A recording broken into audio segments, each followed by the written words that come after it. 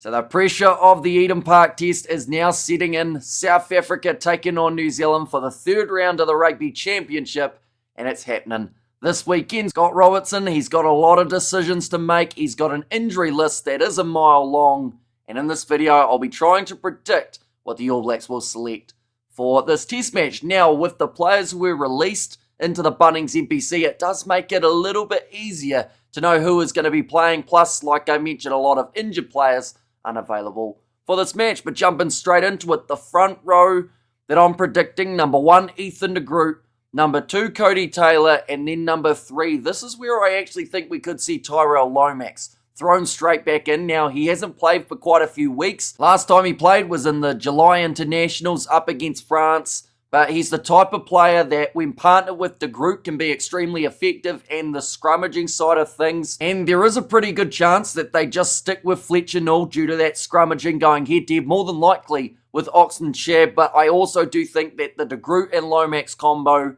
if they're both available and both match fit, I believe that's the one that Razor will be selecting. Cody Taylor, I don't think there's any doubts here. He's been brilliant so far with the line-out throws. And it's got to be one of the most accurate New Zealand lineouts we've actually seen in quite some time, just with the combination that they've got at the moment in the locking duo. The captain at number 4, Scott Barrett, and number 5, Fabian Holland. That man has played a huge amount of minutes as of late, but every single time he takes to the field, he does look dangerous. He's great with the lineout steal, decent with the dominant tackles. In fact, he normally leads that stat for the All Blacks, puts the body on the line, and I can see them selecting him here for his first game up against the Springboks. Moving on to the loose forward trio. Now, I actually think that this is potentially the hardest to predict out of the whole All Blacks lineup. Now, Tupavai, he has only been playing 6 for New Zealand as of late, and I believe that is what they would go with again here. They do have Wallace Satiti and also Simon Parker now in the mix, so perhaps we could see one of those two slot in as the blindside flanker, and perhaps Tupavai moves into the locking duo, or perhaps off the bench for a little bit more cover late. But I do think with the way that he's been playing, you've got to have him somewhere in that starting lineup. So that is why number 6, I would give it to Tupavai. Number 7, Adi Savia. And number 8, Wallace Satiti. I don't think Simon Parker did a massive amount wrong, but I also don't think that the All Blacks would underestimate that impact that was had from Wallace Satiti off the bench. He did look like one of the busier players when he made his way on. And I do think perhaps this is the game that he could get himself the start. They can still use Simon Parker somewhere in the starting lineup or reserves, but I do think Tupavai, Savia, as well as Wallace Satiti could be the most likely trio that we see in this contest. Moving on to the 19 combination, we know that there will be no Cam Roigard. Cortez Rataman, no real injury timeline given for him, but we know that he's got a rib injury, so more than likely would be missing from this game. Noah Hotham still out another 3 or 4 weeks, which brings a change in the number 9 jersey. He made his way off the bench in the last test match, and that is Finlay Christie. Now, this will be a home game for him, seeing as he plays for the Blues in Super Rugby Pacific. But this one here, it is really a make or break for Finlay Christie. A lot of people already doubting him, saying that he may not quite be up to par for this contest. But the thing is as well, the All Blacks don't really have too many other options. They've got Kyle Preston on debut, but I don't think Razor would chuck him straight into the deep end. Starting up against the Box, you've got Xavier Rowe, who's now been added into the side, but I'm not too sure whether or not he can actually be selected into this contest. So Finlay Christie it is. Number 9, and Beauden Barrett, I believe, will be who partners with him in that number 10 jersey. It is the Blues duo, so that is one bonus that the All Blacks have got. A combo from Super Rugby Pacific. It's going to have to do very well here, more than likely up against Grant Williams and Andre Pollard. So it's not just about how this 9 and 10 combination goes. It will be this whole backline, which I believe we're not going to see many changes compared to the last match. Number 12, Geordie Barrett, and number 13, Billy Proctor. Leicester Fainanuku added into the side. I don't know whether or not they'll chuck him in the deep end and give him the opportunity here up against South Africa. He has actually already played the Box this year, though. He did actually play up against them in June for the Barbarians. He had some decent running meters, although he did miss 3 tackles out of the 8 that he attempted. So defensively, that could be a little bit of a concern, but saying that, Billy Proctor, he's missed a few tackles throughout his last couple games as well. But this Geordie Barrett-Billy Proctor combination, a lot of people still aren't sold on it. So this is really make or break for this duo. If it works at Eden Park up against the world champions, I'd have to say it would be a sign of things to come in terms of that duo, but we definitely need to see a lot of those two as they are up against Damien Dialendi and also Jesse Krill. Out on the wings, Rico Ioane as that number 11. This is where I believe they needed Caleb Clark. Not just for their aerial ability, but just in general. He had his first game back in the Bunnings NPC for Auckland. He had the most carries out of any player. He had over 50 metres carried.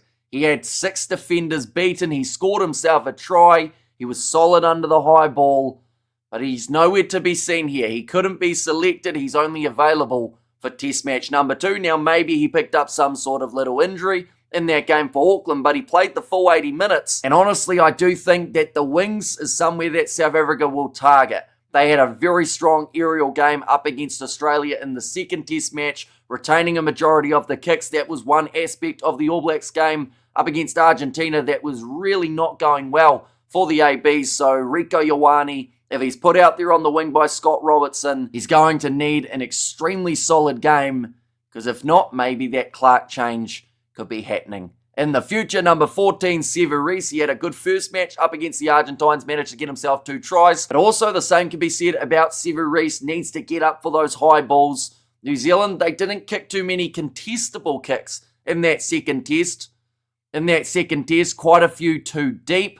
I don't know whether or not that change from Ratama to Finlay Christie in the 9 jersey could make a bit of a difference there. But Sevu Reece, when he's got ball in hand, can still be extremely dangerous. Number 15, Will Jordan. That man did not have his best day under the high ball, but I believe they will be sticking with him here. The other option, I guess, that the All Blacks might consider is Sevu Reece to the left, Will Jordan to the right, Ruben Love or Damian McKenzie perhaps as that number 15, but I'd say more than likely stock standard 3 that we are used to seeing for this season. Moving on to the bench, 5-3 split. It's what I believe the All Blacks will be going with. Number 16, Samisoni Taukei'aho. Number 17, Tamaiti Williams. And number 18, Fletcher Null. I think there's a chance that we see the 2 Crusaders props working together in this contest. It would mean no Ollie Norris and no Pasilio Tosi after they have been building them up for the rest of the year. But now that Williams is back from his injury, as well as Tyrell Lomax, I just don't know whether they go with 2 very recently injured players off the bench together. I feel like that might be a bit of a risk. So that is why I've got that Null and also Tamaiti Williams duo. And perhaps later on in the game, that is when the All Blacks can try and get a bit more dominance going in those scrums. Number 19, this one's tricky because I believe it's either going to be Josh Lord for a little bit of extra lock cover or Sama Penifee now, with the potential of moving Tupavai into that locking duo. Now, there is also a chance we see a complete curveball, and we could see a Duplessis Karefi maybe slotting in off the bench here, or a Peter Larkai, but I think they'll go Josh Lord, just to have that little bit of extra height at the line out, try and match Artigas Neyman, which is not an easy task to be able to do. Number 20, Simon Parker. I could honestly see him starting in that number 8 jersey with Satiti off the bench, just like they had last week. But I think there's a slightly more likeliness that we will see those 2 switch for this matchup. Number 20 for this matchup. The Kiwis, though, later on in the game, that is when they really have to put their foot down.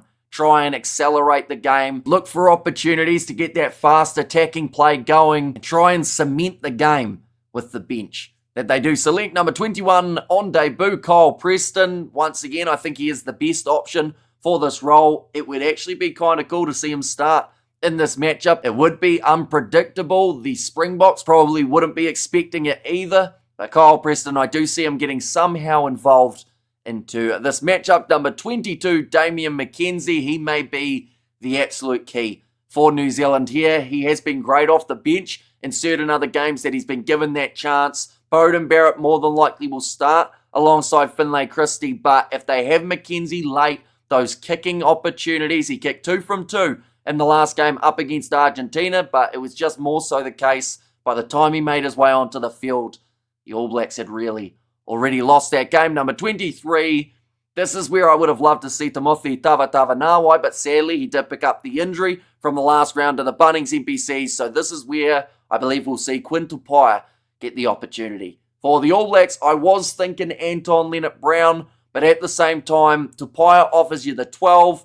Rico can go into 13 if really needed. So I feel like there are reshuffles that can happen that allow Quinn Tupaia that number 23 jersey. We could even see maybe Ruben Love as that 23 just because of the fullback and wing cover. But I do think because Quinn Tupaia wasn't released to play in the Bunnings NPC, that does slightly tell us more so that Scott Robertson's looking at him for this 23-man side. But nonetheless, that is the end of the lineup prediction. The All Blacks will be announcing their side on Thursday to take on the Springboks. Tomorrow, I will have the video coming out of what I would like to see in the All Blacks lineup. I've got a few changes compared to this, including a couple of those guys who did play in the Bunnings NPC, but it should be a very entertaining game. New Zealand, they may have a few injuries, but the side will still well and truly believe that they can get the job done at Eden Park, defend the fortress, and make it 51 unbeaten after this weekend's game. But thank you all very much for tuning in. Do, of course, let me know who you think Scott Robertson will be selecting in the comments down below.